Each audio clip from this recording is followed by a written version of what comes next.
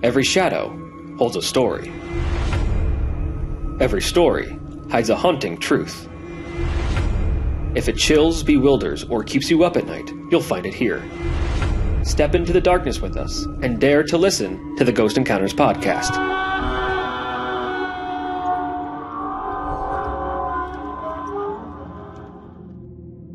Welcome back, all you spooky people, to the Ghost Encounters podcast. I am paranormal investigator Justin Torok. I'm Hannah, your death-obsessed bestie.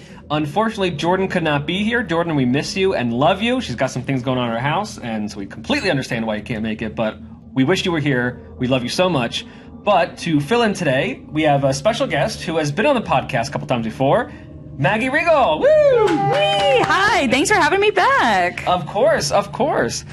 So what's going on with life and the PhD program? I'm tired, y'all. I'm tired. PhDs is tiring. I'm tired of this, Grandpa. That's too damn bad. It's me every day of my life. No, PhD program's going good. I'm finishing up my 4th year at Drexel University in Communication, Culture, and Media. I'm actually teaching a class about memes this quarter. Yes, you are. So that and has I been wish I fun. could take it. Yeah, it's been interesting so far. It's a lot of fun. I'm also working on my dissertation proposal, so I'll be proposing next month, and hopefully once I get the go-ahead, I can actually start the research, and then by this time next year, hopefully we'll all be fucking done, because I am exhausted. But that meme class seems exciting. I mean, I wish I could take it. It is. I love memes. Yes, you do. Yes, you do. Yes, I've loved memes for a very long time. When I was a freshman in high school, I dressed up as the dancing banana from the Peanut Butter Jelly Time viral video from like 2002. So doing memes before even memes were a thing. But yeah, it's been really cool to be able to teach about something like memes that people really don't take seriously, but are actually becoming pretty big in communication studies. I mean, you see them every day. There's no way you can go on any kind of social media and not see a meme somewhere. Exactly. Yeah. And if you want to see some of her work, you can follow her at Bethlehem Meme Queen. Yes, I do Bethlehem Meme Queen. I also do American Horror shit posting, handle AHSFX memes on Instagram. Yes, and they are very good. Yeah, and my PhD, I started a PhD meme page as well called PhD's Nuts. So I'm hoping nobody from my program listens to this podcast and then goes on my meme page and is like, all right, we're gonna kick her out because she posted this weird shit. You had PhD's Nuts memes printed out in your cubicle at school. I know, I did. I printed out the memes I made about my PhD experience and hung them up in my cubicle. So I'm feeling they'll be there for many years to come. Oh, sure. It's a coping mechanism at this point. You know, you gotta scream it. You gotta meme it and scream it. I feel like all of us, including Jordan, we all use dark humor and stuff as a coping mechanism. And, Absolutely. You know, that's why we're all friends. Exactly. All right. We're sad and hilarious. That is exciting stuff for you. Congratulations. Thank you. And best of luck with all the rest of the writing and everything you have to do. It's not close to over yet, but I know you got this. Appreciate it. Thank you so much. We believe in you. But on this episode, we are turning our eyes to the sky. But don't expect sunshine and rainbows. On this episode isn't about your average weather forecast. It's about storms that bring more than thunder. Clouds that hide creatures, curses, and chaos. You may need more than just an umbrella for this episode, so stay tuned.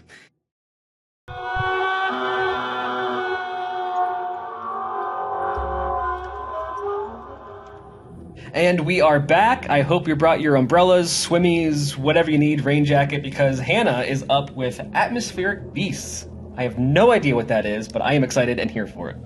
Okay. I didn't. Usually I'll write an intro because that's the only way I can get myself into writing anything. Or that one time your intro was a meme. It was just a little picture, and that was the genesis of the idea. But I don't have one of those today. I just started writing because I was like, man, fuck this bullshit. Yeah, usually you have a little backstory, some kind of joke, But really, this was I was just obnoxious enough to get my way and make you guys do paranormal weather. And Jordan got out of it, so I'm coming for you, Jordan. Oh, lucky me. Thanks, Jordan. All right. I picked the subtopic for the part of me that did paintings of cryptids for a couple of years. Maybe 2 years, maybe 4 years. I do not remember. You have one. She does. Maggie has one. Yeah, you got it for me for my birthday. Because you showed me Nessie, the one that you did, and I was like, Mackie has to have that. There it is. And I got you had Nessie. I was obsessed with the Loch Ness Monster as a kid, and then in 2018 I actually went to Scotland. Yes, you did. And You went to have Loch Ness. I went to Loch Ness. I have this like beautiful photo of me like standing like ankle deep in Loch Ness with like my arms up, and I was like, this is a full actualization moment. So yeah, obsessed with Nessie. So, and I love the painting. It's actually sitting on my mantle in my living room. So. That's delightful, because I was just like, man, I did all these paintings during COVID, and like they were extremely mid. Nobody gave a shit. Eventually, nobody got the bit. So eventually, I stopped, and now I do. I got the bit. You know, They're like, really good. They're really good. Two of them were almost good, and you got one of the good ones. So there's that. And eventually, I got bored, and now I do other shit. Like this podcast. But one of the critters that I had earmarked to do like a little painting of before the general malaise of losing the last of my 20s to the Rona kicked in was some variety of atmospheric beast. The specific one I was going to do was going to be the Crawfordsville Monster of Crawfordsville, Indiana, which is one of the best known atmospheric beasts. I will circle back to it, but here's, roughly what an atmospheric beast is. Atmospheric beasts are some of the strangest creatures known to ufology, cryptozoology, and astrobiology. According to eyewitnesses, they typically fall into 3 categories, and you will be able to infer what 2 of them are immediately. The first category is sky jellyfish, or sometimes sky whales. I always put my mic on top of my papers, and I fucking shouldn't do that. The second... I hate jellyfish. I hate jellyfish. Do you really? They creep the fuck out of me. Yes. Why? Because 1, they're gross. 2, they have to be aliens. They follow no normal Earth-like creature biology. Sure and they do. Did you ever see the movie The Sphere? No. With Dustin Hoffman? No, I did not. There's a scene where the woman is underwater in one of those really deep sea diving suits, and she gets attacked by jellyfish, and they're all like inside the suit and inside of her. But the thing about jellyfish is that they don't fucking do that. They're the bees of the sea, and I hate bees. I'm terrified of bees too. Anyway, I digress. This is the thing. This is the thing for Justin. Go okay. ahead. Okay. The second type is sky serpents, which is, you're probably also going to immediately fucking know what that is.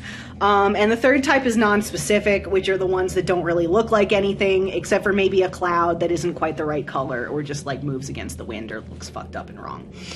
And those are the 3 types of atmospheric beasts. Okay. Jellyfish, snake, what the fuck ever else. Etc.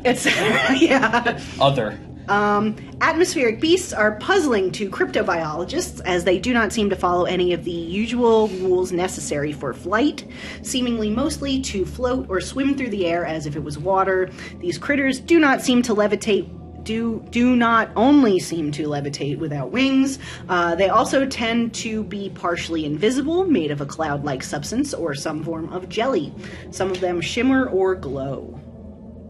They are very ethereal and magical and lovely, and additionally, atmospheric beasts have been sighted by many cultures around the world far back through recorded history. I mean, they sound beautiful. They do. I mean, the sky serpent's a little bit less so, but like if you think of a giant jellyfish just kind of like peacefully going across the sky, I think that's nice. You can live in that world. Not me. Pretty sure I've seen atmospheric jellyfish when I was tripping on acid. So I mean, that makes sense. Yeah. It's like them and the machine elves. They just inhabit the acid sphere. But I think sky whales and sky jellyfish are objectively just cool. I went on the cryptid wiki, and there were a lot of photos on there. Some of them are basically just pictures of clouds and sun flares and bullshit. Full disclosure, I do not think that a single one of them looks like it is alive. It just looks like shit in the sky, man. They look to me like little explosions, the jellyfish ones. Okay. Like they have kind of the jellyfish top, the muffin top kind of part of it. Right. And then underneath they have like the bigger, denser, possibly like stomach organ type tentacles. I feel like Jordan would know exactly how jellyfish work. Yes, yeah. Because I fucking don't. And I wrote this to have somebody who knew what jellyfish were, and I am fucked.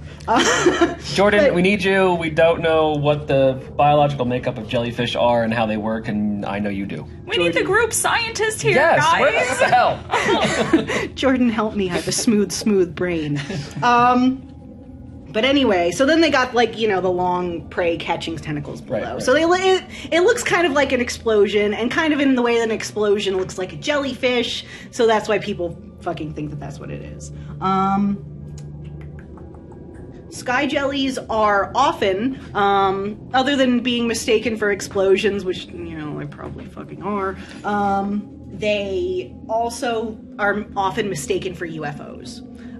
Makes sense. Which is, yeah, it's like the kind of crossover between the cryptozoology and the ufology. But it is hypothesized by certain people that these creatures are beings from another world, be that another planet or another dimension. Which it reminds me very much, like reading this for actually the first time, I was very much reminded of the movie Nope. Yeah, as you're saying it, like I was thinking of that movie Nope and the creature The Thing. that is the UFO, essentially, yeah. Like as you're talking about it, I'm like, oh my god, that's exactly what that sounds like. Yeah, it's a fucking atmospheric beast. I Yeah.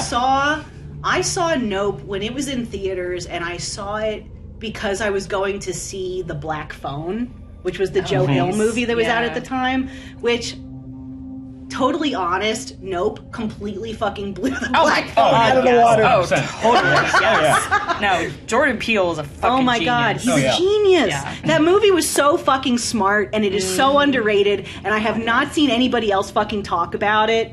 And I'm just, because I was completely mind blown. I'm like, the whole UFO is a creature.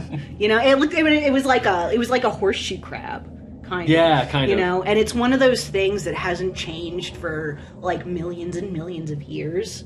And it's still the same motherfucker, but they put it in the sky now, and it's crazy because nobody was expecting it. No one was expecting that. I wasn't expecting it to be a fucking a whole creature. I was expecting it to be like, you know, piloted by an little actual green men. ship Yeah, with UFO creatures ship. inside of it. Mhm. Yeah.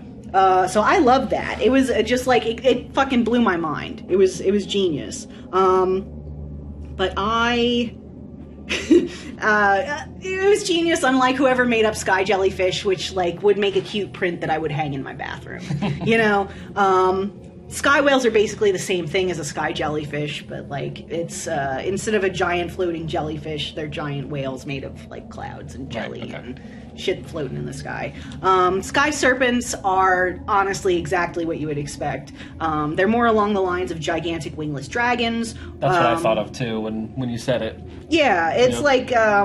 like an actual, or you know, it's like an actual giant flying snake. It calls to mind a lot of various mythical creatures, like an Eastern style dragon, a Quetzalcoatl, or like a worm with the Y variety rather than the O variety. You know what I mean? Like a worm, WYR. Oh yes. Like yes. the diggy dragon Yes. rather than like a worm, which is, you know, that little Yes, thing that yes. sits in your palm and eats dirt. But like, imagine if it was, because this is another one that, like, if you go on the wiki, like the cryptid wiki, you'll see photos of atmospheric beasts and sky serpents. It just looks like a big fucking squiggly thing. Right. So like, imagine that this is an actual imagine it's like a flying tapeworm, like giant flying tapeworm that's just like breaking off shit. Nope. No, Nope, you I gotta don't do tapeworms. I don't do parasites. I don't do worms. Y'all are gonna do that episode on fucking parasites. I'm like, I'm not listening to that shit. No. Did you read Dune though? Did you read Dune? No, I haven't read or seen Dune. I know.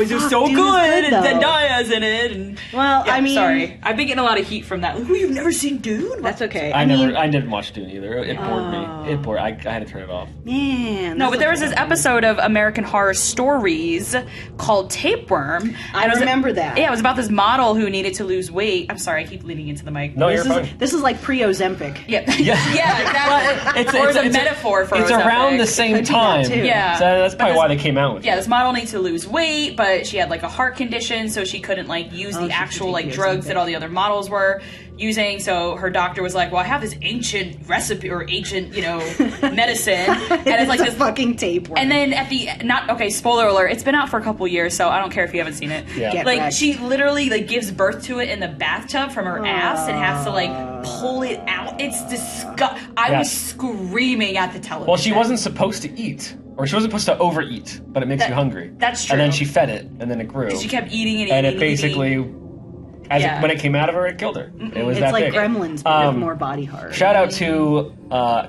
Kyle Marzig, because a friend of ours from high school, he helped.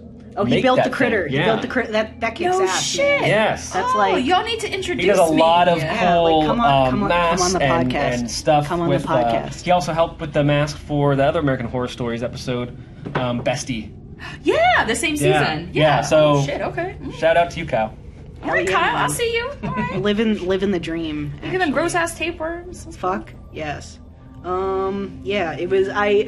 So I got back Dune. I got back to Dune. It would. I feel like it would be super cool to have this thing be like Shai Hulud of the skies.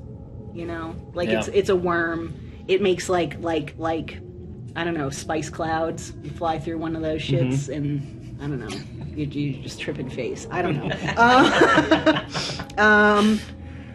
Yeah, they all kind of look like sperm under a microscope. It's not impressive. The photos are not impressive. It's less, not impressive in general, but yeah, no, it's more like floater in your eyeball and less Shai Hulud. But that said, perhaps I have the jaded eye of the professional photographer. Yes. But I feel like every random 65-year-old I have ever met in Newfoundland is immediately a better photographer than anybody who has ever seen a cryptid. Like, everybody in Newfoundland just has like the best photos you ever saw on their phone. The sky, the Crawfordsville monster is essentially a sky serpent type of atmospheric beast. This was the one that I kind of like first clued in on the atmospheric beast thing with.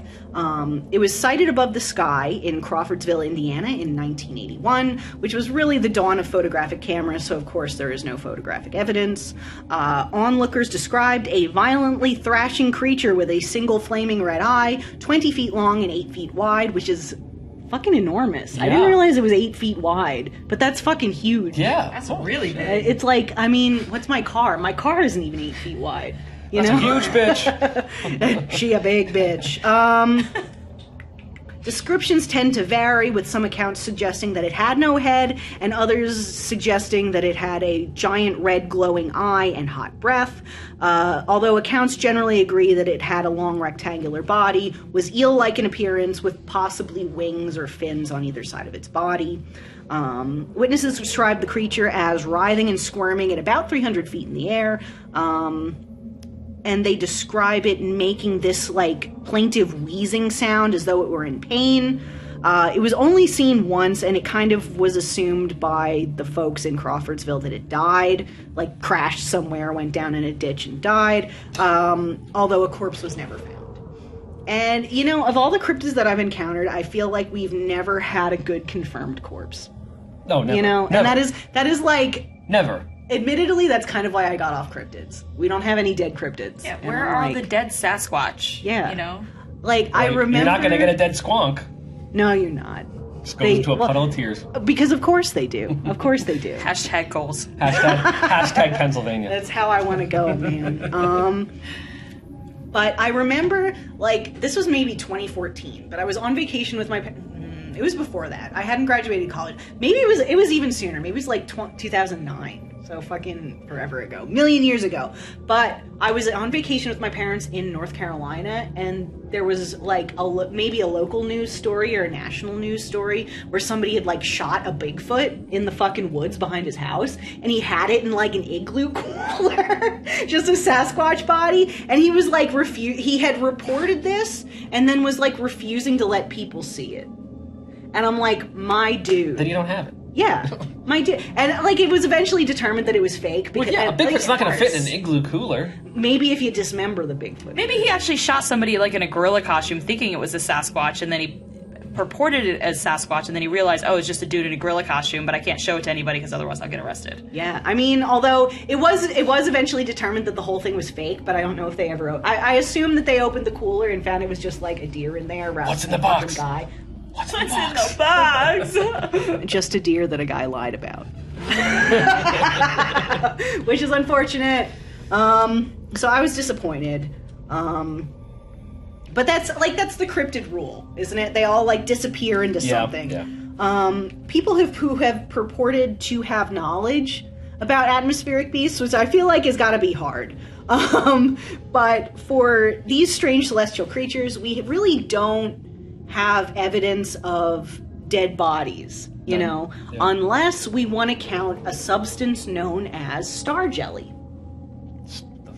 Star jelly. Aha. Star jelly, also known as astral jelly, star rot, or pudracer, is a strange gelatinous substance that has been reported appearing on the ground after meteor showers or other celestial events. And I feel like the appearance of an atmospheric beast would count as a celestial event. Yes. Sure. Yes. Sure. Either way, something's fucking going on in the sky, and that's a celestial event.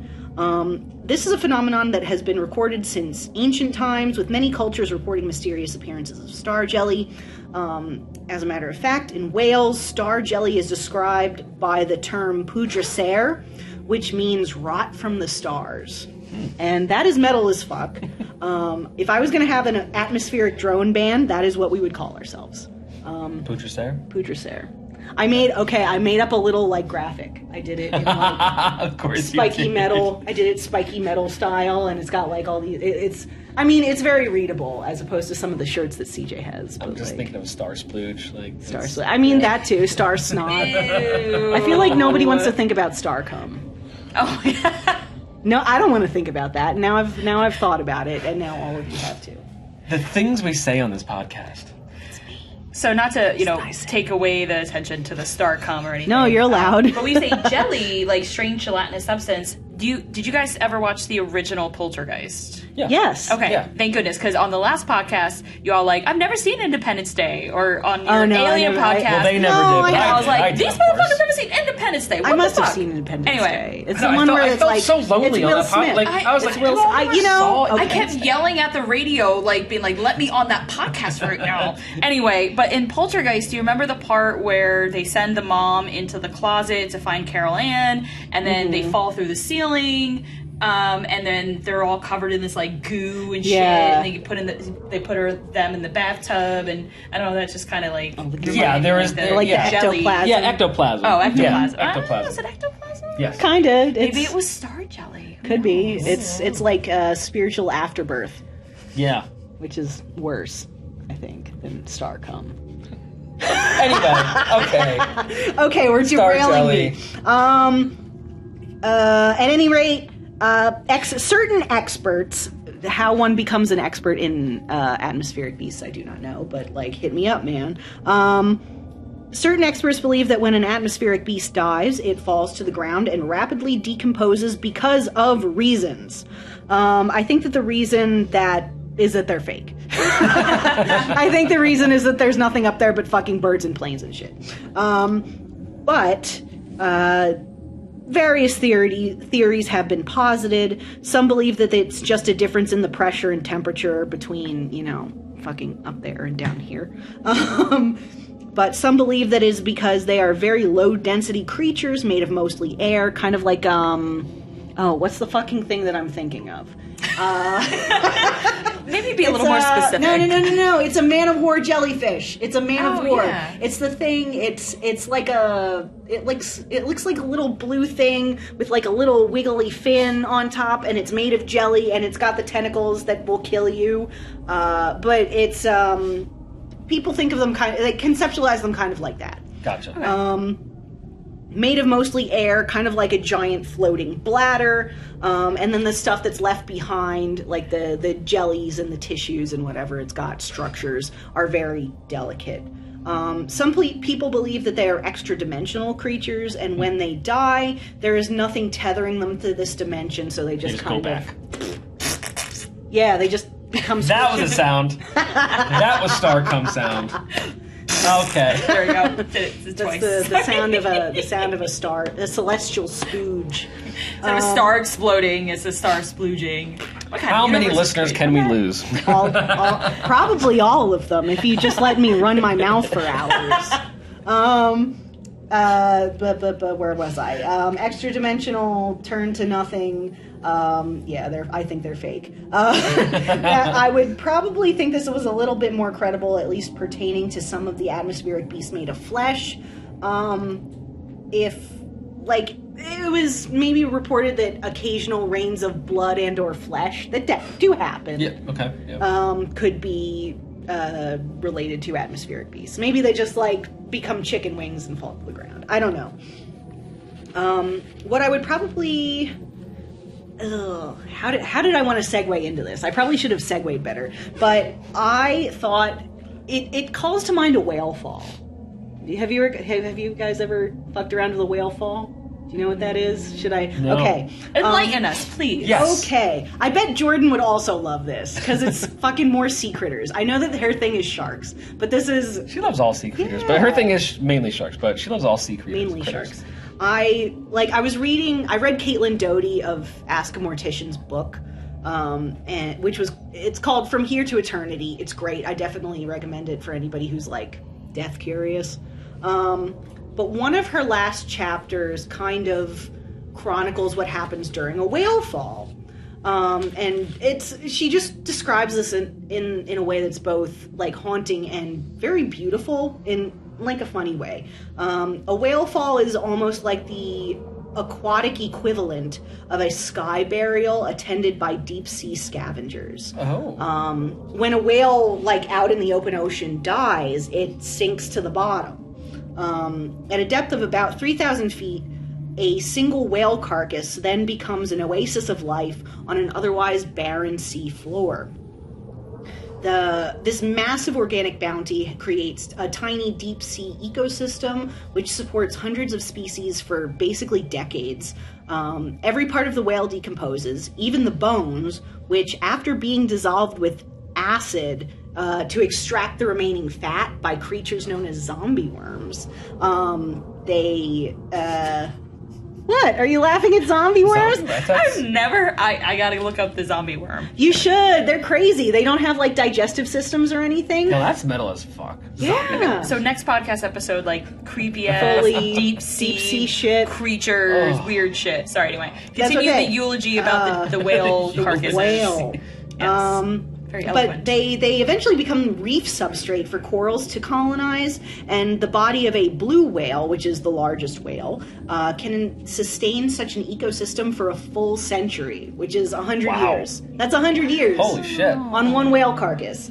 So we've got all these untold generations of these tiny little minuscule creatures, all sustained by the death of this one larger creature.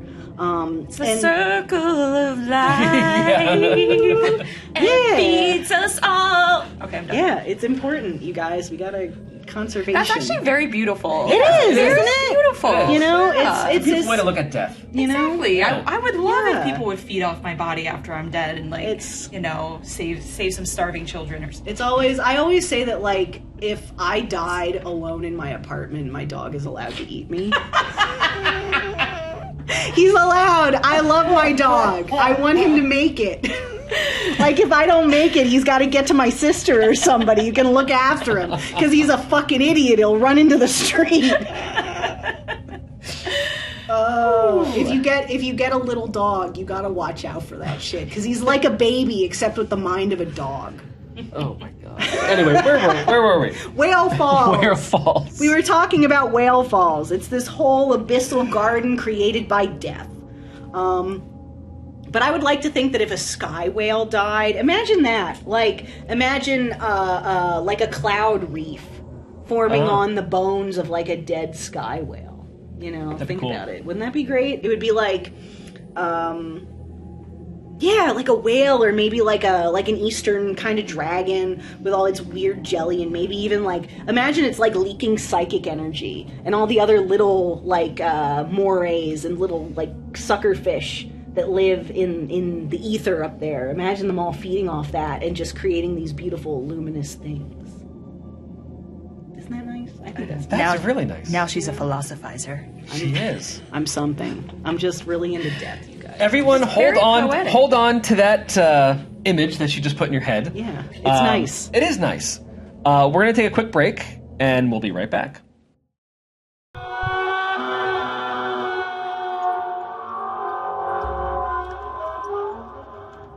And we are back. Did you spend some time looking at the sky for atmospheric beasts? Because I know I did. Now every time I look up at the sky, I'm gonna be looking for fucking jellyfish and whales and dragons and all kinds of stuff. Wouldn't it be nice? I think I'm just gonna start smoking weed and just laying in the backyard and looking up at the sky. And be like, Yeah. that's a jellyfish. I mean, like, that's what I do. Come over to my house. We'll smoke weed together.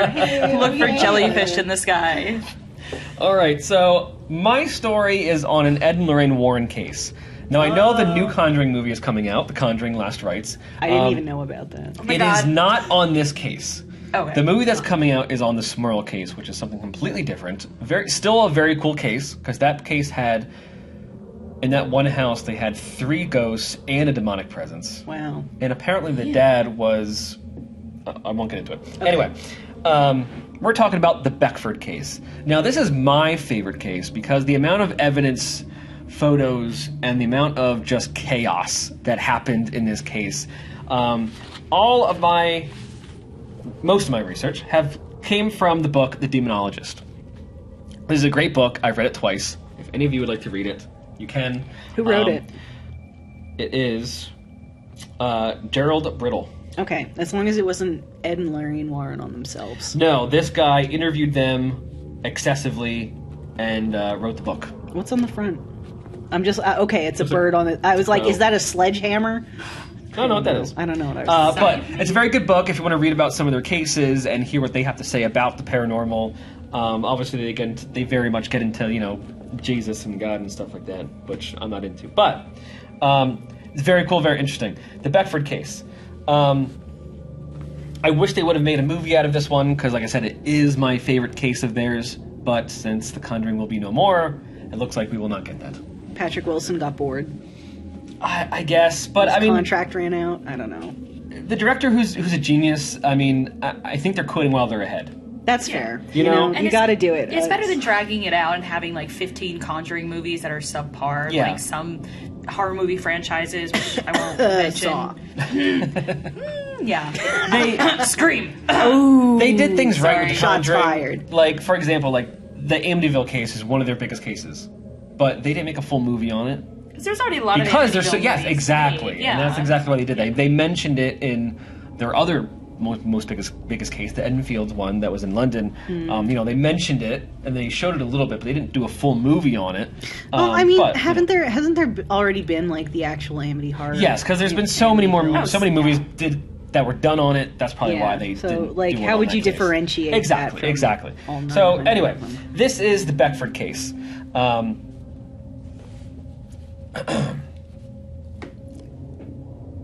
It's happened in 1974 in suburban Connecticut, and this case stands out as one of the most profound and bizarre cases of supernatural assault on a family, and even the strange phenomenon of raining rocks. And this is how it fits into paranormal weather. The Beckford's family ordeal began after their daughter Vicky inadvertently invited an evil presence into their house. The family she had been experimenting with a Ouija board. And that gateway allowed a malevolent spirit disguised as a harmless boy to enter their home. And this spiraled into a relentless assault of paranormal activity. It's very. They moved into this new house, and young kids, new at school, you don't have many friends. She's playing with the Ouija board, and all of a sudden she's getting answers and pretty much talking for hours with what she thought was a boy her age. Girl, they all lie. Don't matter if they're young or old, boys all lie. So. I'm going to read a portion of this book that talks about what was going on. Here we go. This is all very Captain Howdy. So, Vicky, her name was. And the demon, who was disguised as a little boy, would say things to her like, "You look beautiful in the brown dress today. You're so pretty compared to those other girls. Tomorrow wear your hair up. It looks good that way. You make me so happy, honey. You're so lucky to be alive. Tell me what it's like to be alive." And it even got to the point where the demon was basically saying, "Let's be together forever. I want to marry you." Like, completely just lying through its teeth or whatever it has to this girl to, win her over and make her fall in love with it. Classic manipulation. Very highly manipulative. That's some fuckboy shit. Oh yeah, that is some fuckboy shit. Even in death, they're fuckboys. This is like me talking to ChatGPT. Honestly, it's like letting it gas me up for fucking Monday. Yeah. So what happened is the demon's like, can I come to you? Can I show you myself? And she was like, oh, yes, of course. Come through. You can do whatever you want. And all of a sudden, the Ouija board stopped moving. Oh, fuck. Everything was silent. Ruh-roh. And she thought, oh my god, where is he? He's gone. But that's when the Did chaos... he ghost her? Definitely did not, because that's when the chaos started. It started with little things like, the tires of the car would be slashed like every night, and they had to keep repairing tires, and little things would move, and that's kind of how these hauntings start. That are malevolent. They start small until the creature builds up more and more energy and starts doing more things. But fucking tires cost like $95 a fucking tire. They probably weren't bad back in 1974. Dog, Did they even have insurance back in those days? I have no idea. But I would be like sending my itemized bill directly to the gates of Tartarus. Where's my fucking money? Your guy fucking keyed my car. I'm not doing this, man. Here's your bill. So basically the house then descended into chaos. Furniture was smashed, the walls and ceilings were damaged and had these huge scratch marks on it. Personal belongings would disappear and reappear in places they weren't supposed to be. By the time Ed and Lorraine Warren arrived, the house was in shambles, physically destroyed, and the family was spiritually destroyed. Oof. And the Warrens documented this smashed furniture, broken windows, levitating objects. The lingering presence of a dark entity had taken over the house. And I'm going to read a little bit more from this book because my words can't do it justice. He did a great job. There are pictures in this book, okay, from Ed and Lorraine Warren of the smashed furniture, of things. You probably can't see too well if you're watching on Spotify, but there's a picture of a levitating full 2-liter Coke bottle. Oh shit! Let me look at that. All right, I'm going to show you guys. Yeah, let me see it. All right, so here we go. At the start, there's just chaos. Stuff is thrown and torn. Yeah, that just everywhere. looks like stuff is smashed, broken, all over the place. I feel like I was in that house yesterday. Photographing it. Weird stuff.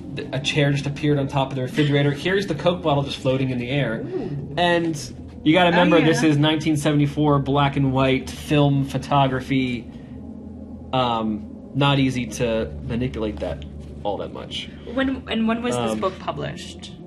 This book was published. I'm gonna have to look that up. Inside cover. Yeah.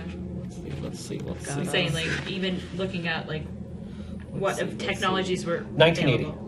Oh, 1980. So even in 1980, not long after. Yeah, it would be hard to Photoshop that. Yeah, and you can see even all of a sudden not only here. This is a good spot.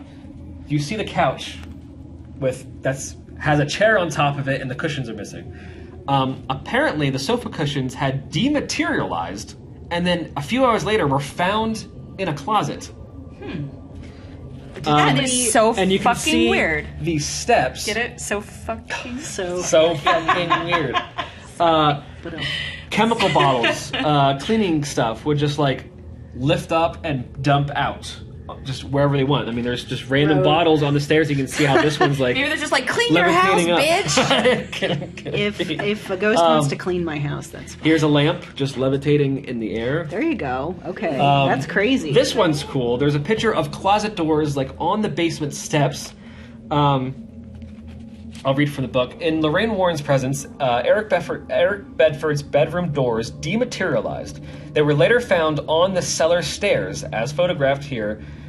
These dematerializations would happen all the time in this house. Stuff would just poof, gone, and then end up somewhere else in the house. It's going through another dimension and just spitting out somewhere in the fucking house. Just like in Poltergeist. Just like in Poltergeist. Yes, exactly like in Poltergeist. Location.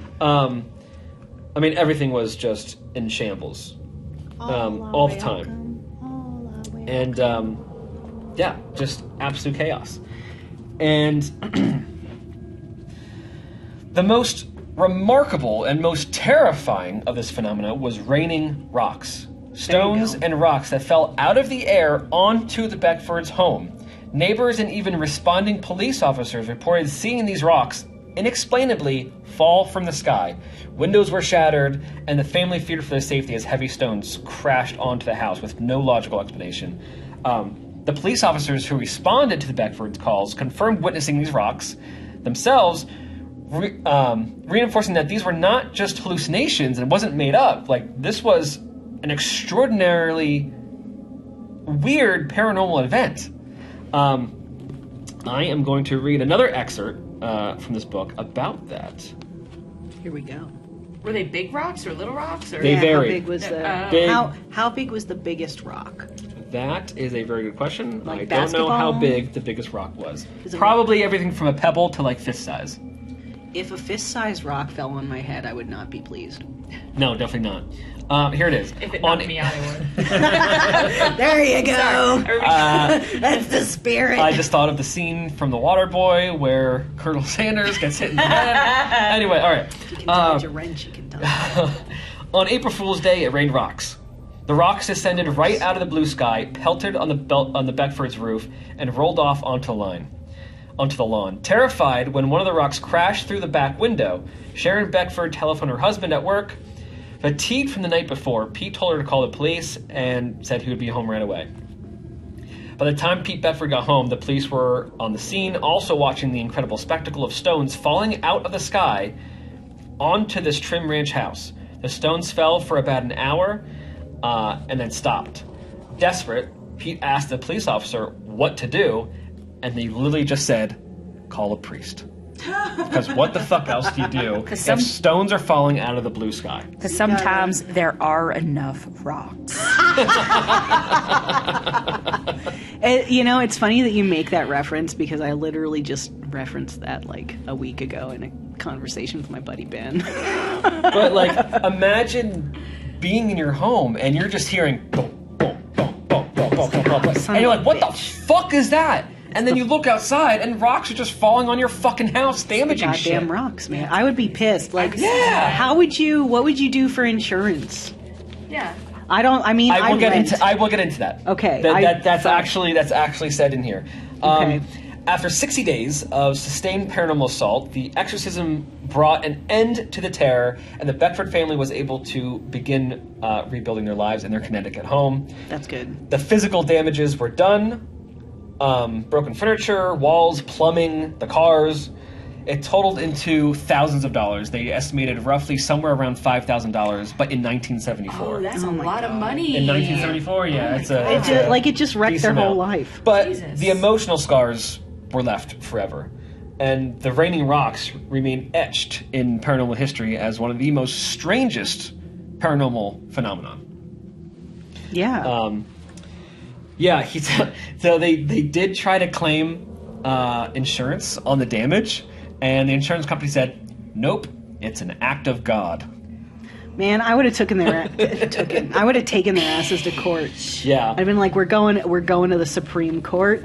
I'm gonna find the church. I'm gonna pretend I like religion. While I'll convert, I don't give a fuck. I'm getting my money, and I will do whatever it takes. 'Cause you can't get blood from a stone. Yeah. Well, if it hits Or a rock. you just right, you can. Well, But the Beckford case is a striking example of how opening a door through something as simple as a Ouija board can invite forces far beyond human control, leading to extraordinary phenomenon like raining rocks and the violent poltergeist activity. It stands as a chilling reminder of the thin veil between our world and something far darker. there you go. I would be pissed. That's like a imagine good that. outro. All that damage in the house. Plumbing was ripped off the walls, damage to the walls, scratched, furniture broken, raining rocks in your fucking house. And like, I'm very fortunate to be a homeowner because I know like that's such a privilege nowadays. But Yes. like that would piss me the fuck off. And then the because insurance company says, nope, act of God. It's an act of God. Well, also an act of God is my fist in your face. So Luigi Mangione. defend, deny, depose, bitches. And we've lost another listener.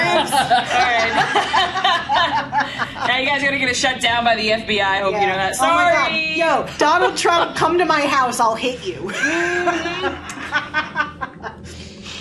Sorry. Anyway, I've had a couple of glasses of wine. I guess the story is, Not good. if paranormal activity or raining rocks damages your house, your insurance company is going to do dick. Which is, I mean, that's par for the course, though, isn't it? Like, Yeah. did we expect this? Yes. But, I mean, this story goes much, much deeper. I mean, this story encompasses actually a couple chapters in this book. And the book is not very big, but it's one of my favorite cases. I'm still so sad they have not done a movie on it, and they probably will not. The one coming out was on the Smurl case, which is still cool. Actually, they did a movie a long time ago, 1991, on the Smurl haunting. The movie was called The Haunting or The Haunted. And I haven't seen it. I don't think I've did seen you all it. watch The Walking Dead? Up Yeah. until the point of Carl dying. But Okay, so Carl died? season. Oh, son of a hold on, bitch. Oh shit! hold on. Did I No, spoil no, no. that for you? Oh, fuck, no. I just, sorry. like, no. I don't care. I don't care. I have not given a fuck about Walking Dead since I was in college, which was like 15 years ago at this point. I stopped watching after they killed Andrea. Okay. Nobody, Really? That's nobody gives pretty a fuck. early. So you've Yeah, all seen I had enough. You've all seen season 2. Do you remember Dale? With the- Yes. with the Yeah, camper. yeah, I love Everything. Dale. Yeah, he was awesome. Young Dale plays the father in the movie from 1991, The Haunted, that was on the Smurl case. So if you want to get a head jump on the new Conjuring movie that's coming out, you can watch The Haunted. I think you can get it on YouTube for free, and it's just there. Okay, I like the free YouTube movies. Next- It's not a good movie. Sorry, Dale. It was pretty sad Bless. for a paranormal movie. It was pretty sad for a horror movie. It was the but early 90s It was 91. too. Yeah. Yeah, Poltergeist you know, blows all of them out of the water for that time period. It doesn't even come close to Poltergeist. But if you want to know a little bit about what happened, you can watch that movie. just random aside, I once, when we were both at ESU, I had to take my computer to the computer fixing Yes, people. yes. Because I was on Mega Video and I downloaded Poltergeist and it gave me this catastrophic virus. The guy was like, Yeah, oh right. my god, man, it looks like you put your computer in the microwave. And I was like, I just downloaded one movie. I'm fucking 17 and I don't know what anything And is. it was Poltergeist. It was. And It was Poltergeist. God. Was it worth it? Possibly. For Craig T. I do. Nelson. Honestly, I love Poltergeist. It's such a great movie. It all is. you, It's all such a you great Gen Zers, go watch Poltergeist. Classic Yes, and we talk 80s about horror. Poltergeist on a podcast episode. We talked about cursed movies because Oh, the yeah, curse Carol around- Ann. Because the little girl died. and how they used real skeletons because they were cheaper than fake ones. That's such dog Yes. shit. That's Anyway, so disrespectful. Anyway, we're gonna take a quick break, and then Maggie, you are up next. But I do suggest reading The Demonologist. It's a very good book if you want to learn about Ed and Lorraine Warren. If you're into that, so we're gonna take a quick break. Maggie, you're up, and we'll be right back. I got to take a wicked piss.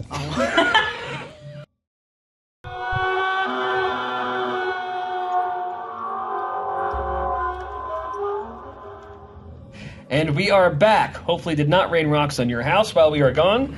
Maggie, you're going to be talking a little bit about Stephen King and some pretty cool stuff. So why don't you just get right into it? I would love to get into it, yeah. And so when Hannah mentioned Hannah's on... face right now. She is so delighted. She I'm can't so wait excited to for the tell Stephen Hannah King about story. this because Hannah has never read this story before, No, so I I feel haven't. like I'm introducing her to something new. Yeah, and I'm teaching. ready. Let's fucking go. Much better audience than most people. I think. Anyway, sorry. That's tragic. Honestly, that's a them problem. I know. That's what Mel Robbins says. Let them. Yeah, okay? let them. Anyway, Let 'em. So when Justin texted me yesterday about being on the podcast, I actually thought about this idea from your last podcast. Oh fuck. Where you had mentioned about doing paranormal weather.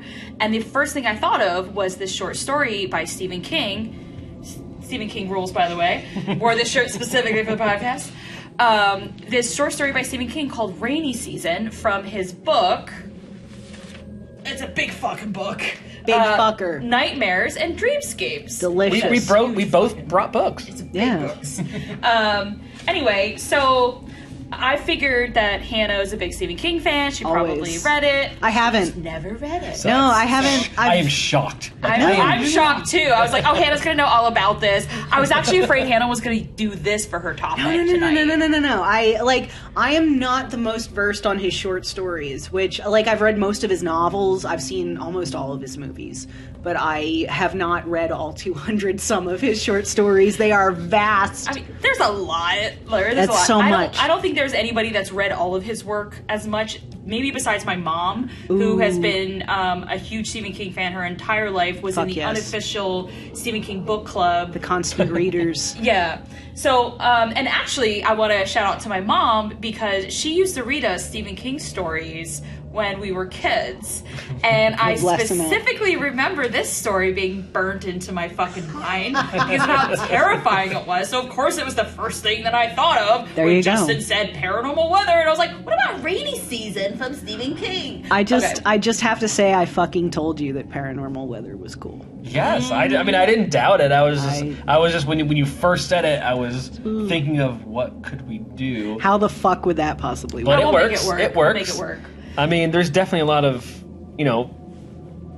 non-fiction stories or fiction stories. Nuance. And, we got a lot of Stephen King that would surround that. This is a fiction story, but I'm gonna tell you a little bit about the story itself, and then I'm actually gonna read you a passage from the story. It's about 2 pages long, but I promise I will make it entertaining and it'll go by fast. Maggie's a teacher; she's gonna do a good job. That's all right. Yes. I'm actually there you go. PhD teaching fellow, but fucking, she's certified, she's accredited. She got a PhD. Bow the fuck down.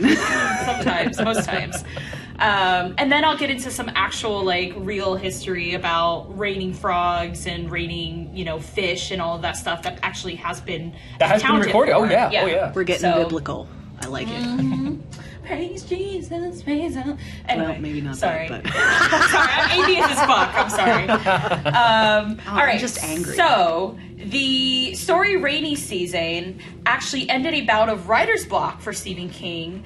And it was published in issue 3 of a magazine called Midnight Graffiti in the spring of 1989. It's about 2 years older than I am.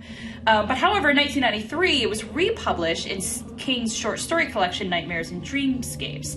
So the story starts off with this young couple, John and Elise, and they are traveling to their new home in this podunk town in Maine. Of course, it's in Maine because everything with Stephen King is in Maine. Yeah. And except Doomakey. Yeah.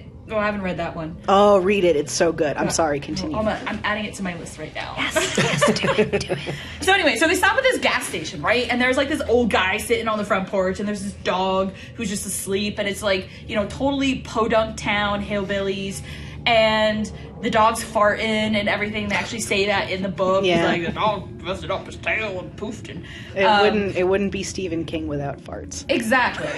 Really? I mean, dude. Yes. So they arrive at this gas station and they're talking to this old couple at the gas station, and the old couple claims that the town rains this really weird weather every 7 years. That's also quintessential for Stephen King because it's 27. Mm-hmm. So this one was 7 years. Okay. So they're like, there's this weird weather that happens let me start over. There's some weird weather that happens every 7 years. Y'all might want to stay at a hotel out of town. So they try to, and John and Elise are like, what the fuck is this guy talking about? Let's just go to our fucking house. It's fine. So John and Elise go to the house, and then they go to bed, and then that night, some weird shit starts happening. So this is where I'm going to start reading. Basically, toads start falling from the sky. Oh. So John and Elise are sleeping, and they hear shit start falling on the roofs, kind of like the rocks from the Ed and Lorraine Warren story. And they get out of bed, and John's looking out the window. He's like, is there some fucking kids throwing shit at our house? What is going on? And then he looks out the window, and he's like, that's no rock. That's a goddamn toad. That's a space station. No. Okay. And then his wife asked, John? And the house rang with those soft thuds now. It was as if they were being bombarded with large, rotten, soft hailstones. John, what is it? A toad, he said stupidly. He was still looking at a twitching shape in the litter of broken glass, and it spoke more to himself than to his wife. He raised his eyes and looked out the window. What he saw out there struck him mute with horror and incredulity. He could no longer see the hills or the horizon. Hell, he could barely see the barn, and that was less than 40 feet away. The air was stuffed with falling shapes. 3 more of them came in through the broken window. One landed on the floor, not far from its twitching mate. It came down on a sharp sliver of broken glass, and black fluid burst from its body in thick ropes. Elise. Thick ropes? Thick ropes. I'm sorry. That fucking sent me. I'm so sorry. Holy crap, Steve. Black fluid burst from its body in thick ropes. Anyway, Elise. Justin's dead. I'm not going to say it. You don't need to say it. Y'all We all about know thick it. ropes here, don't you? We all know it. I'm Totally fucking gonna up the scrap this mics. entire podcast. I'm fucking up the mics. The thick rope sent me. Fuck, you guys. Welcome to the Ghost Encounters podcast. This is why you shouldn't let me on the podcast, okay? No, I'm here for this. Keep going. I'm enjoying it. I'm enjoying it. I'm enjoying this. The other 2 caught in the curtains, which began to twist and jerk as if in a fitful breeze. One of them managed to disentangle itself. It struck the floor and then hopped towards John. He groped at the wall with a hand which felt as if it were no part of him at all. His fingers stumbled across the light switch and flipped it on. The thing hopping across the glass-littered floor toward him was a toad, but it was also not a toad. Its green, black body was too large, too lumpy. Its black and gold eyes bulged like freakish eggs, and bursting from its mouth, unhinging the jaw, was a bouquet of large, needle-sharp teeth. What the fuck? I know, this is awesome, right? Frogs don't have teeth, bro. It made a thick croaking noise and bounded at John as if on springs. Behind it, more toads were falling in through the window. The ones which struck the floor had either died outright or been crippled, but many others, too many others, used the curtains as a safety net and tumbled to the floor unharmed. "Get out of here!" John yelled to his wife and kicked at the toad which, it was insane, but it was true, was attacking him. It did not flinch back from his foot, but sank that mouthful of crooked needle teeth first over and then hit into his toes. The pain was immediate, fiery, and immense. Without thinking, he made a half turn and kicked the wall as hard as he could. He felt his toes break, but the toad broke as well, splattering its black blood onto the wainscoting of the half circle like a fan. I don't know if I said that word right. Wainscoting? Yes. Yes, you did. As far as You I'm did. aware. His toes had become a crazy roadside, pointing in all directions at once. Elise was standing frozen in the hallway door. She could now hear window glass shattering all over the house. She had just put on one of John's t-shirts after they had finished making love. He did it. And now she was clutching job. the neck of it with both hands. The air was full of ugly croaking sounds. Sorry, I'm having so much fun reading this. I'm loving it. I'm Keep enjoying going. it. Can Yeah. you It's do like Audiobooks? books on- Yeah. Audiobooks? Yes, Yeah, okay. we can do audiobooks. Hire Harper Collins, hire me to read your next audiobook. Or can you just heard come it over here. every night and read me Stephen King I bedtime would stories? love that, actually. Okay. Get out, Elise, John screamed. He turned, shaking his bloody foot. The toad which had bitten him was dead, but its huge and improbable teeth were still caught in his flesh like a tangle of fish hooks. Bruh. This time he kicked it at the air, like a man punting a football. Toad finally free. Sorry, I'm just thinking of the scene from Waterboy where he... Okay, we're not gonna go there. No. We're not gonna go there. Tell me more about the toad. No. Hey, boy. It's fine. Okay, the faded living room carpet was now... Whew. The faded living room carpet was now covered with bloated, hopping bodies, and they were all hopping at them. John ran to the doorway. His foot came down on one of the toads, and it burst open. His heel skidded in the cold jelly which popped out of its body, and he almost fell. Elise relinquished her death grip on the neck of her t-shirt and grabbed him. They stumbled into the hall together, and John slammed the door, catching one of the toads in the act of hopping through. The door cut it in half. The top half twitched and juddered on the floor, its toothy, black-lipped mouth opening and closing, its black and golden pop eyes goggling at them. Elise clapped her hands to the side of her face and began to wail hysterically. John reached out to her. He shook her head and cringed away from him. She shook her head and cringed away from him, her hair falling over her face. The sound of the toads hitting the roof was bad, but the croakings and chirperings were worse, because the latter sounds were coming from inside the house and all over the house. He thought of the old man sitting on the porch in the General Mercantile in his rocker, calling after them, "Might want to close y'all shutters." Christ, why did I believe him?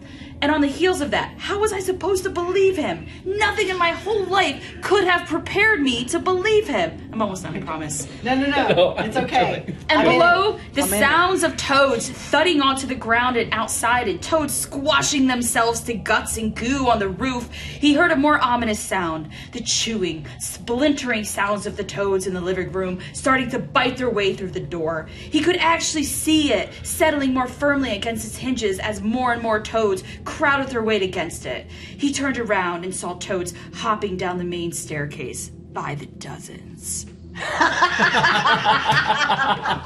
What a spot to end at. That was delightful. Round of applause. Thank you. I mean, the intensity that you brought into it, the voices. I mean, you do that hick voice very well. Thank you very much. And I'm just dying at these grotesque scenes, and Hannah is cackling. It's a really great story. It's so Yeah. good. So Justin texted me yesterday about being on the podcast, and so I was like, all right, I want to talk about rainy season, so I have to reread the story because it's been quite a while. So I was really tired and falling asleep, so I decided to actually read it out loud to myself, and I started doing the voices naturally. I'm like, maybe I should read this on the podcast. So Absolutely. Anyway, you did a made a good fantastic choice. job. So thank you. We But have been blessed. thank you. I appreciate that. All right. Now Right. I need to know what happens with the frog. So you're gonna have to read me 2 pages every night before I go to bed. I'll come over, do a little bedtime story. Maybe I'm gonna sing buy a that little one song. next. Say a little glass of wine. Pour you a little drink. Get weird with it. So, I mean, the idea of like frogs and toads raining from the sky goes all the way back to like biblical times, right? yes. When the That's a Pharaoh plague. Yeah. from the Nile, he was like, or something with the plagues, and it said, "This is what the great Lord Well, says: Let my people go, so they may yeah. worship me." And then they just they rained frogs or whatever in Exodus. It's one of the plagues of Moses. Yeah. It was like the raining frogs, boils. Yeah, Exodus states that God ordered locusts. frogs to emerge from the Nile, jumped up it virtually everywhere in Egypt. Blah, And the blah, last blah, blah. the last plague, I mean, there was darkness, and then the last plague was death of the firstborn Egyptian sons, because Pharaoh would not let the Israelites leave Egypt to go to the farm. She knows- the she knows a promised lot. land. Apparently. I went to Catholic school. Yeah, she did. Oh, I'm sorry for that. Fucking me too. I mean, I did the whole like confirmation classes and shit, Oh, but it's just fuck, like so that did went out I. the window. You guys after did a lot more than became me. a I did not do philosophy any of that. major, So I did not do any of that. I got a brain for mythology, of course. The Catholic shit's now You I do. You have an obsession with saints too. I do. I like horror, Especially the saints. twisted like saints. the gross ones. I Yeah. love that shit. Yeah. That's they made me in their image, and the image is horror. But that was great. I loved that. Yeah, no, that was terrific. fantastic. I have to buy that book. Yeah, it's great. This is actually like I think this is the first edition. I don't know, but this is, my mom has the same book. My mom is like the biggest Stephen King fan ever. Oh, this is She's the got fucking all thing. of like the first editions. Oh, it's funny. I was on the phone with her today, right before I came to Justin's house, and I was like, yeah, I'm going on his podcast. I'm gonna talk about rainy season, Stephen King stories. She's like, I don't remember that one. I was like, you read it to us as children. That is why it's burnt into my mind. You remember that one. So anyway, I wanted to do a little research in the 24 hours I had to prepare about any type of raining frogs or toads, but apparently this is not like that uncommon of a thing. Falls of animals were first recorded in AD 77 about frogs falling from the sky. There was a early collector of reports about strange phenomenon named Charles Fort in 1919. Oh, yeah. From the Book of the Damned, a shower of frogs which darkened the air and covered the ground for a long distance is reported result of recent rainstorm in Kansas City, Missouri. So that report appeared in the July 12th, 1873 issue of Scientific America or something, and that Fort notes dozens of similar reports from around the world and wrote that, quote, for accounts of small frogs or toads said to have been seen to fall from the sky. On June 7th in 2005, thousands of frogs rained on, I'm gonna butcher this, Go for it. Odzaki, Ozaki, a small town in northwestern Serbia. A climatologist, Slavica, I'm not even going to try to pronounce that last name because I'm white as shit, described the phenomenon as not very usual because the strong winds that accompanied the storm could have easily picked up the frogs. The most recent, at the end of February 2010. That is recent. Yeah, that's pretty recent. Yeah, that is the year recent. I graduated That's college. very recent. Yeah. Oh my God. A small Australian town saw hundreds of spangled perch fall from the sky. Christine Balmer... Fish, yes. Fish. Perch or fish. Christine Balmer was walking home when the rain/fish started to fall. Quote, these fish fell in their hundreds and hundreds all over the place. The locals were running around everywhere to pick them up. It is possible that We'd just they be running could them over. Yeah, sucked up a schooler fish or rains or frogs from elsewhere. But this is often attributed to a meteorological phenomenon. Meteorology. Meteorological. Meteorological. She did it. Meteorological. Yeah, what Hannah said. Yes. Called tornadic waterspouts. Okay. Which are essentially yes. tornadoes that form over the land. Over the water. Yeah, and Yes, move out yes. over the water. I've seen one once. It was very cool. Really? Oh shit! Was Yeah. it Not just in in Twister? Acetate? Not even the movie Twister? Not even in the movie Twister. It was Outer Banks. There was one, over the bay. Did it rain frogs afterwards? It did not rain frogs. Damn. It was very quick. Yeah. Alas. It was very These quick. swirling funnels of air have a low-pressure vortex in the center surrounded by rotating updrafts. According to Complete Weather Resource, a tornadic waterspout is merely a tornado that forms over land and travels over water. And this can be powerful enough to vacuum up air and small objects, such as frogs as it passes over a lake or a pond. They don't last forever. The tornadic waterspout would eventually lose some energy, and that is when the frogs up in the air will rain down to earth.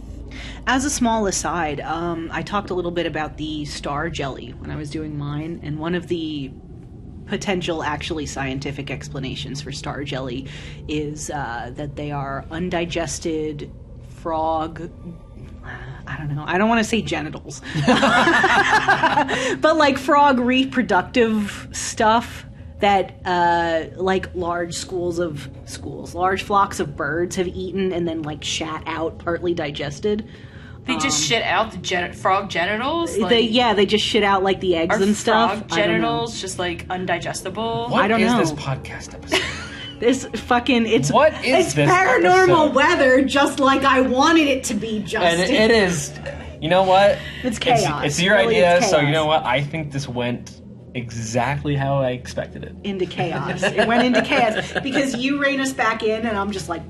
But anyway, I'm sorry. Mike. But yes, that makes sense. I mean, Yeah, tornado it's- forms over land, goes over water, and then it has all that stuff sucked up. And when it dissipates, everything has to come back down. Yeah, like it. I mean, it's not gonna fucking stay up there, is Yeah. it? Though, like Obviously. And it's cool that like the accounts go back to like late 1800s. Oh, yeah. and back then- to the day. Yeah, and then Stephen King wrote a really horrifying story about it in the 1980s, almost like, how many years later. But it is a really great story. Very, what's the word I'm looking for? Disturbing. Definitely a little disturbing. Yeah. It is. But it is fun. And Yeah. I would highly recommend it to anybody who's Yeah. interested in reading anything about Stephen King. So The two scenes that stayed out for me was when he stepped on one on his heel and it kind of like split across the, Yeah, triple just, it. of course, and then because- catching the one in half with the door closing shut. very vivid writer. Oh, yeah. That's why we love Stephen King. Yeah. That's why Stephen King rules. That's why right? he's the fucking man. Speaking of, do you guys know the origin of this shirt? No, Y'all don't know the origin of this shirt? no, I don't. Please explain to me. I'm not going to tell you. We're going to let the podcast listeners and viewers son of a bitch. comment. What is the origin of this shirt? All right, I'm there's gonna the shirt. fucking. Yep. I'm gonna Google it later. There's the shirt. Stephen King rules. He does, Not just but- looking at my chest, but That's okay. okay. But Stephen King, he doesn't just do Reigns of Frogs. He has at least 2 creative projects that start with Reigns of Rocks. Because really? Carrie starts with her psychic powers initially manifest by her causing a rain of stones upon the family home. And the same thing happens with Annie Wheaton in Rose Red, which I love. Everybody love hated it, Rose but Red. I fucking love Rose Red. I love Rose Red. You and me are the only that is people one of who my love favorites. Rose Red. I love fucking Rose same. Red. I just love it as a study of like different types of psychic powers that Yes. manifest in the Stephen I King just thought it universe. was a great combination of all that. I loved the idea. I mean, it's definitely a rip-off of Winchester House, but still really cool. You know, it's also kind of a spin on The Haunting of Hill House. Yes, Which yes. One of the protagonist in The Haunting of Hill House, her name is Eleanor Vance. She starts the... she's chosen to participate in the Hill House experiment because she allegedly has caused a rain of stones upon her family home, which I suppose is why Stephen King has pulled that for both Carrie and Rose Red.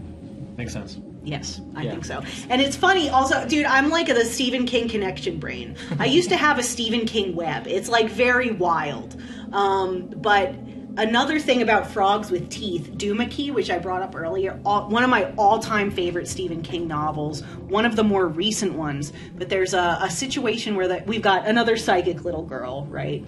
And she is capable, I guess, of manifesting artistically a lot of creatures from her imagination, and one of them she refers to as the big boy, which is like a frog or a toad with big teeth. And, Isn't Big Boy a fast food restaurant at Probably. some point? I think you guys don't remember Big Boy? There was one on Linden Street in Bethlehem. I don't know. I'm from Reading. It's where Burger King is now, and it was like I'm sorry. No, Burger Kirk. So, one of y'all comment that you remember Big Boy on Linden Street, please. Please, so I don't 'cause feel fucking old. know. So No, I just don't fucking know. I feel foreign. But no, very cool. I mean, anything else to add about Hurting Frogs? I mean, I don't want to deal with that shit. No, I definitely. Would you rather have Raining Rocks or Raining Frogs? Frogs. Oh, rocks. Oh, rocks. No. We're torn! Because rocks can't, like, get up and, crawl through your fucking window and bite the shit out of Ooh, you. maybe that's what I'll make the poll for this episode. Oh my God, Would you do rather it, have do it, Raining do it, Rocks do it. or Raining Frogs? Rocks or frogs? Well, rocks are toads. I'm sorry, they're toads. Toads. Yeah. The Toads. toads. Sorry. Toads. Sorry. Frogs. They're different. But All right. I think that toads would cause less property damage. I could probably Yes. put a Band-Aid on Yeah, but the whatever toads they will do. kill you. Would they kill me? They will bite you and kill you because that's exactly what happens to the people in What's the their story. poisonous? Oh, fuck. Okay, I don't Yeah. know then. If they're They poisonous, got I big don't know. teeth. Yeah. Like, They'll bite the fucking shit out I of you. have a sledgehammer in my home. Dude, I'll I'm come picturing- for a frog. I don't give a fuck. I'm picturing Hannah fucking whack-a-mole style. Bam! Oh, yeah. But there's like thousands of them. Who's the? We talked about The Walking Dead. Who's the guy in Walking Dead with the baseball bat? Because I'm What, gonna be Negan? dead fucking up the frogs. Jeffrey Dean Morgan, I- my second future husband. Oh, I was gonna say I would fuck Jeffrey Dean Morgan. Oh, he was top of my list before James McAvoy Bruh. did Split, and then it was Oh, like shit. James McAvoy just skyrocketed to the top. So I haven't seen Split. I have to. my I have God. to. It's that one. I haven't seen that one, and I haven't seen Talk to Me. I know. I talked to you about Talk to Me, and I was like, I fucking didn't see it. I fucking didn't see it. Did I lean off camera? I don't even know. I don't know. All right. I'm going to let these two cool down and do what they got to do. We're going to take a quick break, and we'll be right back. Okay, I have to pee again. If you're loving the Ghost Encounters podcast, be sure to hit subscribe and drop us a 5-star rating. Stay connected with us on Facebook, Instagram, TikTok, and YouTube at Ghost Encounters PA. For haunted merch, head over to ghost-encounters.com and check out the Spooky Shop for all our exclusive items. Want to unlock the full Ghost Encounters experience? Become a spooky VIP on Patreon. With your membership, you'll get ad-free episodes, early access, discounts on exclusive merch, and bonus content that brings you closer to the mysteries and the macabre that we explore. Ready to join our haunted community and jump into the shadows? Visit patreon.com/Ghost Encounters Podcast and take your place among the VIPs of the paranormal. Here's a hauntingly good drink to pair while you listen to Ghost Encounters podcast. It's mead from Colony Meadery, right here in the Lehigh Valley. Mead is alcohol made from honey, and Colony Meadery crafts one-of-a-kind meads from bold and flavorful to award-winning classics. Whether you like sweet, tart, zesty, or refreshing, they have a flavor to match anyone's taste. Discover your new favorite spirit at colonymeadery.com. Looking for a marketing company that's hauntingly effective? Well, Ghost Marketing Company provides expert white label marketing for your business. They bring your brand to life with social media management, eye-catching graphics, targeted ad campaigns, and stunning photography and video production. With Ghost Marketing, you get all the benefits of a marketing team without big agency pricing. It's so good, it's scary. Are you ready to grow your business? Visit ghostmarketingco.com. That's ghostmarketingco.com.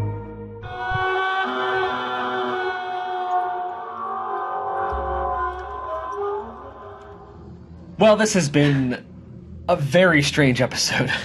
Sorry, it's my fault. Sorry. This is what happens when you put us We together. talked a lot on various different things that didn't even have to do with this episode, but disturbing, weird, and I'm here for it. I love it, and I hope you all did too. Yeah, wild. I did not think that this is where Paranormal Weather would go. I mean, everything idea. from, Starcum to frogs with teeth and just Toads. Toads. Oh, man. It's Yeah. all I hope you all enjoyed amphibians. this episode. the masks have chaos. come off today, you guys. You've Oh, seen. yeah. They've been off. They know who we are. Well, Sorry, they I can bring out the infer. worst in everybody. It's They can my only fault, infer. honestly. I only bring my worst to this podcast.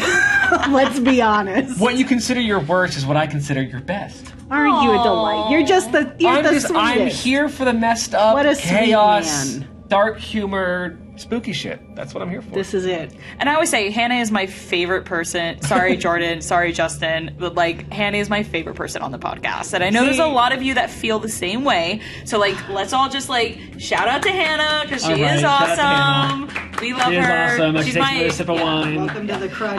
I feel like my neck is gonna break sometimes when I'm listening to the podcast, but I'm just nodding so hard at what Hannah is saying. Anyway, I'm fangirl over. Oh God! Eventually, you'll all be disappointed. No! That's just your intrusive thoughts. We have been friends since college, and I am definitely not disappointed. All I have is intrusive thoughts. Son of a bitch! I was gonna say all my thoughts are intrusive.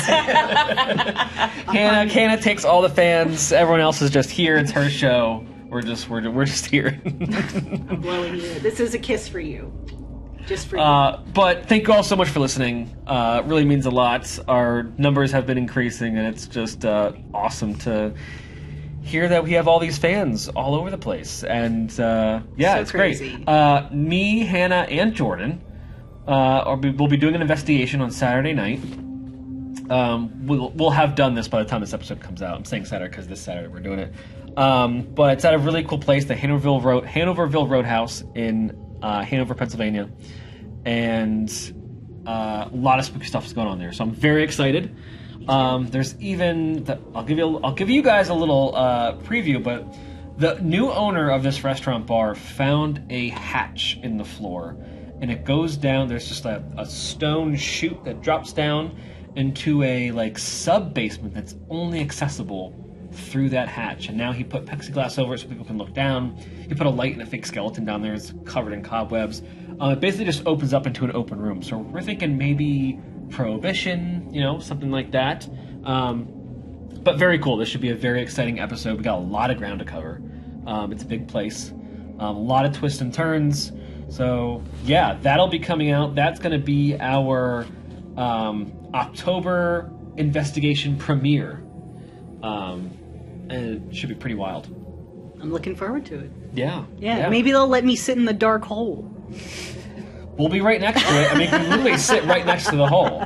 There you go. And like I said, we can go to the basement, and whoever wants to be alone can be alone. You want to go down the basement alone? Yeah, I'll have some alone time in the basement. That's sounds like a fucking dream. I live in 3 rooms. All right, cool beans. Man. Yeah, I'm going on vacation for 2 weeks. I'm going to Japan. Fuck yes. Oh, it's going to be fucking fantastic. And Just I will eat make everything. We're eating everything. Gain 25 pounds. You want to hear something cool? we got our reservations. We're going to a vampire cafe. Oh, my is that what you sent me today? God. You sent me something on Did IG or TikTok or... You sent me something about Vampire Cafe, and I was like, what the fuck is this? Is this where I you're think I sent going? it to you. I think I sent it to you a couple days ago. But yeah, it's where we're going. It's a full vampire-themed That's cafe so in cool. Tokyo, Japan. I'm so excited. yes. So I will be taking Send lots pics. of pictures and Yeah, send videos. pics. I'll be looking for anything haunted and spooky out there. They got a lot of weird, messed up stories and A lot of history. Oh yeah, A lot of 10. history. yeah. Beautiful. But not only that, Truly but a their lovely culture. their creatures, their ghost stories are all very vivid and weird and messed up. We Oh my talked about a God. couple of them on the podcast already. Oh my God, when the you come back. the slit-mouthed woman, and the When you woman. come back, we'll do a yokai episode. So Tommy got me a book on all like Japanese monsters and ghost stories. So I love we that can shit. use I that. love oh yeah, that shit. yeah. So it's gonna be great. So yeah, again, thank you all for listening. Give us 5 stars wherever you're listening. Share it around. Share it to your brother, your mother, your dog, your cousin, your aunts, whoever. Your students. Your weird neighbor. Yeah, listen to it in the car. Listen to it when you work out. Listen to it when you want to fall asleep. Or, I mean, I guess don't, but that's bad advertising. I mean, did read a little bit of a bedtime story to y'all. So. Yeah. Yeah. Okay, it is time for the exit. Do you all know what you're gonna say? Yes. You all got it? Okay. Well, that is unfortunately this is all the time we have for today. Get your umbrellas out. Look for the stuff in the sky. Stay spooky. Call your insurance company about the raining frogs clause. And keep on creeping on.